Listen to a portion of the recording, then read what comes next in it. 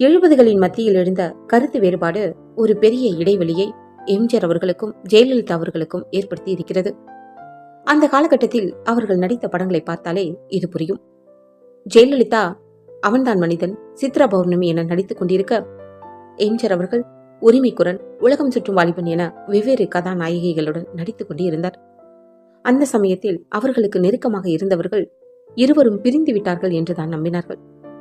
ஆனால் அனைவரும் ஆச்சரியப்படும்படி இருவரும் மீண்டும் இணைந்தார்கள். இருவருக்கும் இருந்த நட்பு முன்பை விட இன்னும் இறுக்கமானது. எப்படி இது நிகழ்ந்தது என்று அனைவரும் குழம்பிக் கொண்டிருக்க, இருவருக்கும் நெருக்கமானவர்களுக்கு மட்டும் தெரிந்திருக்கிறது. அமெரிக்காவில் நிகழ்ந்த ஒரு சந்திப்பு தான் இதற்கு காரணம் என்று. ஆம், எம்ஜிஆர் அப்போது ஒரு பணியாக அமெரிக்கா சென்றிருந்தார். அதே சமயத்தில் ஜெயலலிதாவும்.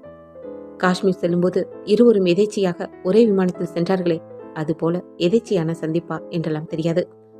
ஆனா அந்த சமயத்தில் ஜெயலலிதா அமெரிக்காவில் உடல் பருமனை குறைப்பதற்கான சிகிச்சைக்காக சென்றிருந்திருக்கிறார். அங்கு இருவருக்கும் பொதுவான நண்பர்கள் சிலர் இருவரையும் சந்திக்க வைத்திருக்கிறார்கள். மனம் விட்டு இருவரும் அங்கு வெகு நேரம் பேசியிருக்கிறார்கள். இந்த சந்திப்பு இருவருக்குள்ளும் இருந்த கருத்து வேறுபாடுகள் களைய காரணமாக இருந்திருக்கிறது. இந்த சந்திப்புக்கு பின்தான் ஜெயலலிதா அதிமுகவில் இணைந்தார், பொறுப்புக்கு வந்தார், ராஜ்யசபா எம்பி ஆனார். ஆனால் இதை கட்சியில் அப்போது எம்ஜிஆருக்கு அடுத்த நிலையில் இருந்தவர்கள் ரசிக்கவில்லை. இருவரையும் மீண்டும் பிரிக்க ஒரு வாய்ப்புக்காக காத்திருந்தார்கள். அந்த வாய்ப்பை ஜெயலலிதாவை ஏற்படுத்தியும் தந்தார். 1984 ஆண்டு மார்ச் மாதம் 24ஆம் தேதி ராஜ்யசபா உறுப்பினராக ஜெயலலிதா நியமிக்கப்பட்டார். அவருக்கு ராஜ்யசபாவில் ஒதுக்கப்பட்ட இருக்கை 185. இதில் என்ன முக்கியத்துவம் இருக்கிறது என்கிறீர்களா? இதே இருக்கைதான் 1963ஆம் ஆண்டு அண்ணாதுரை எம்பியாக இருந்தபோது ஒதுக்கப்பட்டிருந்தது. இருக்கை மட்டும் ஒன்று போல இருக்கவில்லை, ஆங்கில புலமையும் ஒன்று போலத்தானே இருந்தது. அந்த புலமைதான் ஜெயலலிதாவுக்கு உதவியது. சரளமாக ஆங்கிலத்தில் பேசி அங்கு எல்லோரையும் திகைக்க வைத்தார். அது மட்டுமல்லாமல் இந்தியும் அவருக்கு கை கொடுத்தது. இந்தியை தீவிரமாக எதிர்த்த பகுதியில் இருந்து வந்த ஒருவர் சக வட இந்திய எம்பிக்களுடன் அவர்களது மொழியில் பேசியது அவர்களுக்கு இவரை நெருக்கமாக்கியது.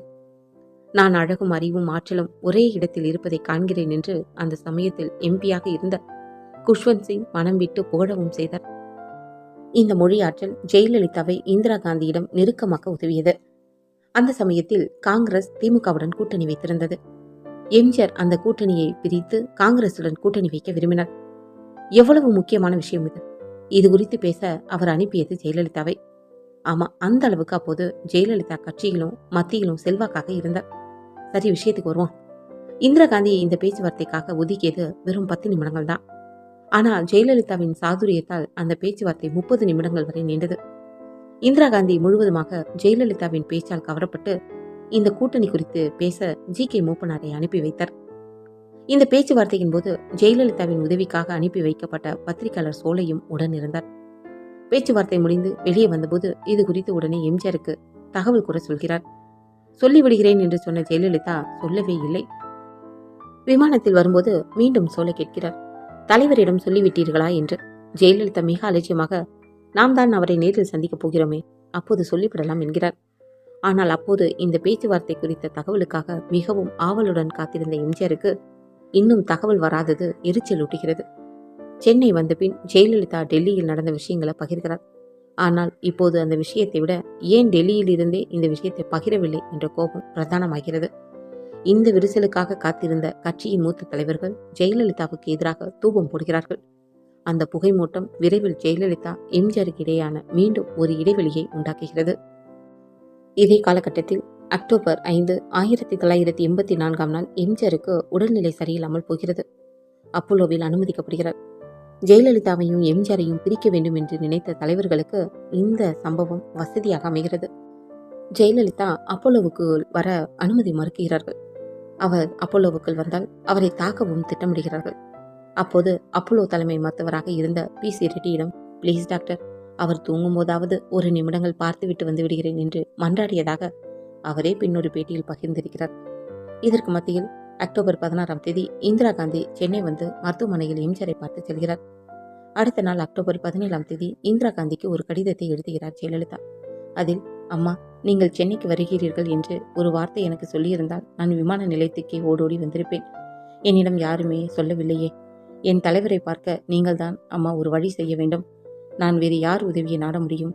என் அன்னையாகிய உங்களை தவிர இந்த சோதனையான நேரத்தில் எனக்கு உதவிட வேற யாரும் இல்லை அம்மா என்று எழுதுகிறார். 2 நாட்கள் கழித்து டெல்லியிலிருந்து காங்கிரஸ் மூத்த தலைவர்கள் ஆர்.கே. தவானும் ஜி. பார்த்தசாரதியும் ஜெயலலிதாவை தொலைபேசியில் தொடர்பு கொண்டு ஆறுதல் கூறுகிறார்கள். அம்மா சென்னைக்கு வருவது குறித்து திடீரென முடிவெடுக்கப்பட்டதால் யாருக்குமே தெரிவிக்கவில்லை. உங்களுக்கு சொல்லவில்லையே என்று தவறாக எடுத்துக்கொள்ள வேண்டாம் என்று அம்மா சொல்லச் சொன்னார்கள். முதல்வரை பார்ப்பது குறித்து டாக்டர் சொல்படி நடந்து கொள்வதுதான் நல்லதென்று அம்மா சொன்னார்கள் என்ற தவானும் பார்த்தசாரதியும் கூறியதாக ஜெயலலிதா ஒரு கட்டுரையில் எழுதியிருக்கிறார்.